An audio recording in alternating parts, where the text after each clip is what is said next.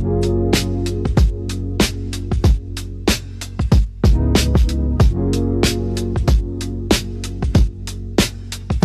guys, good morning. So, ayan, kakagising ko lang from the bed. So, ayan, mag-prepare lang ako.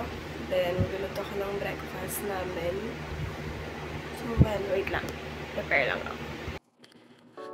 So, ayan po. Hello po ulit. So, mag-voice over na po ako dito. So, ayan. Usually po pag umaga, nag-aayos po ako ng sarili ko. At, ayan, nagsusuklay, nagtatanggal ng mga kung ano-ano sa mukha. So, ayan. Then, after po nyan, magliligpit po ako ng pinaghigaan namin ng mama ko. Usually, si mama po yung katabi ko dyan, pero that time po, wala po si mama. So, ayan. After ko po magligpit ng pinaghigaan, so, ayan, naghilamos na po ako. Then, mag-facial wash. Syempre, bilang babae, maarte po tayo sa balat natin. So, ayan. Hilamos po ako ng maigi sa akin mukha. So, ayan po. After nyan, babanlawan ko na po. Tapos, yun. Ayan. So, ayan. Hilamos na po ako. Place is sarili.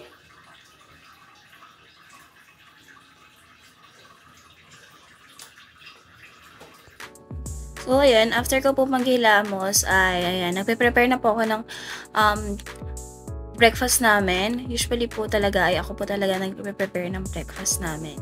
So, ayun, ang hilig ko po talaga ay ang pagluluto. Especially po pag dating sa pagkain. Kita niyo naman po sa katawan ko, charis. So, ayan, mahilig po talaga ako sa pagkain. So, ayan, ang hilig ko po ay magluto, kumain. Nagbe-bake din po ako minsan. Pero yung pagbe-bake ko po, naging business po namin siya before ng ate ko. So nakahiligan ko rin po mag-bake sa panahon ng pandemic. So pandemic po yun nag-start, nagbe-bake po kami ng ate ko ng cookies. Then year 2022 or 2023 po ata, nagbenta po kami online ng cookies. And ayun po, pumatok naman po siya and sobrang saya po ako ng experience sa pagbebenta namin ng cookies namin. So ayun, marami naman pong umu-order at nakaka-enjoy din po kasi mag-bake, especially kung na-enjoy mo siya, mas sumasarap po yung lasa ng cookies. And especially pag nakita mo po yung reaction ng mga tao na tumitikim ng cookies mo. So ayun, sobrang hilig ko po talaga sa pagluluto. At binala ko po dati na maging culinary.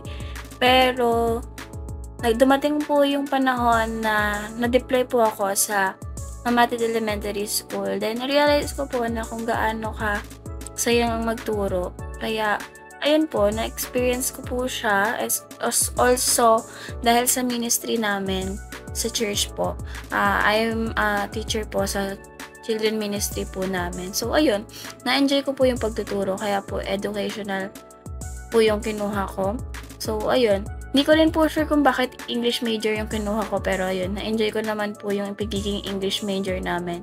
So, ayan.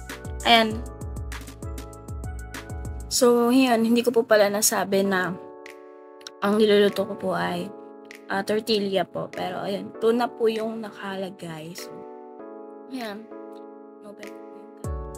So, mapunta naman po tayo sa personal information. So, ako po si Angeline Iranzo and I am 21 years old po. Ang kinukuha ko po ay Bachelor of Secondary Education po. And so far po na-enjoy ko po siya. And ayun, hindi ko po sure again kung bakit English major. Pero parang naalala ko na po kung bakit. So, dahil po yan sa isang teacher ko po nung senior high school, si Ma'am Yushas po. So, lagi niya po kaming tinuturuan kung paano po yung mga tamang pronunciation and also yung mga past tense and everything. So, ayun, na-realize ko po na maganda pala yung English. So, kung aaralin ko lang ng mas maigi, ay marirealize ko po kung ano po yung mga dapat gawin. So, ayun.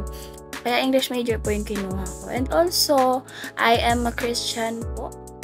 3 years na po akong Christian and sobrang nakaka-bless po. So, ayan.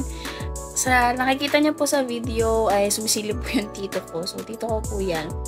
And, ayan, patapos na po ako dun sa ginagawa ko. So, ayan. Hindi ko na po na video yung actual itsura po nung tortilla dahil medyo nagutom na po habang nagluluto. Habang gumagawa po ng tortilla wrap. So, ayan. Sana po na-enjoy nyo po yung video na nagluluto ko. Sobrang natagalan na po.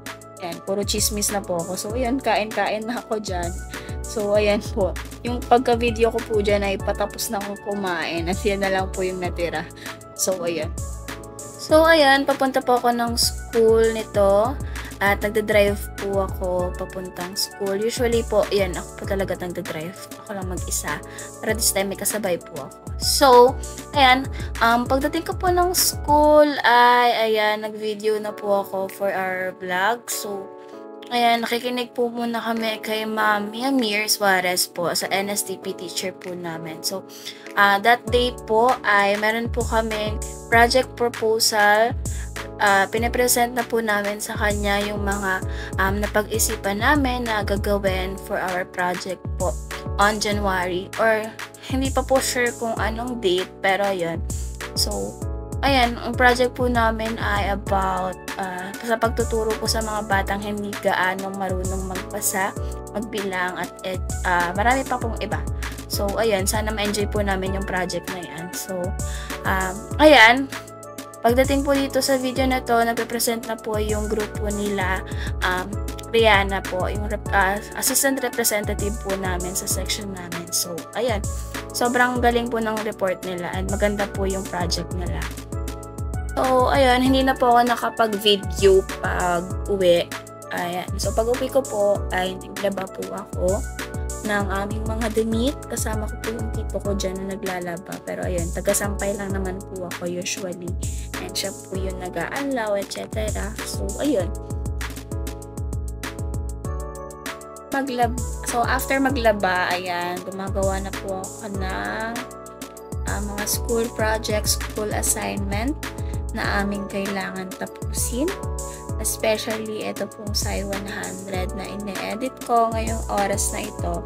So, ayan. That time po, ay ang ginagawa ko po yung infographics po namin for PhD 101. So, ayan. Medyo nakaka-stress po. Pero kaya naman po. Dahil nakinig naman po ako nung nagle-lesson po sila Ma'am Rosalie. So, ayan. Yan po usually yung ginagawa ko kada araw. Ay pag uwi ay schoolworks po agad. Minsan nagpo-phone muna. Yun muna po kasi usually ginagawa ko sa bahay. Pero minsan nagbabasa rin po ko ng libro pag kinakailangan para magkaroon ng magpa-unwind ng isipan, especially pag nasa stress na po sa school, sa bahay, problema po, ganyan. So, ayun, mahirap po pala talaga maging college student, pero mas mahirap pong magtrabaho in the future. So, ayun, kailangan ko po muna magtiis sa ginagawa ko ngayon dahil mas nakaka-stress po ang future working na tao.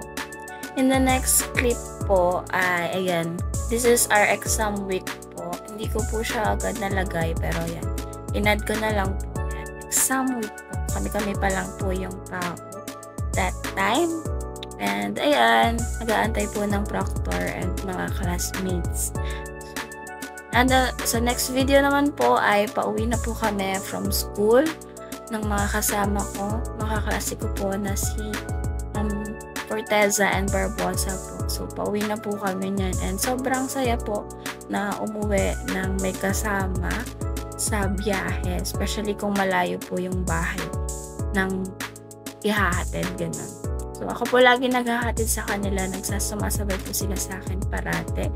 Everyday po yan pag uuwi na po kami. So, ayun. Talagang masaya po palang may kasamang umuwi. Kasi malungkot po ako pag pumapasok dahil ako lang mag-isa. bago pala po kami umuwi, ayan, nagbanding muna po kami sa isang cafe dyan sa malapit sa PNC. So, ayan, kasama ko po si Rihanna, si Ate Joy, si Portesa, si Barbosa, and si Paige.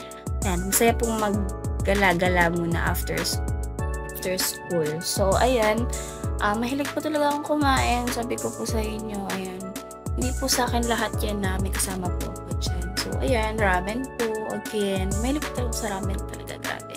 So, ayan, this time naman po kasama ko po yung mga churchmates ko.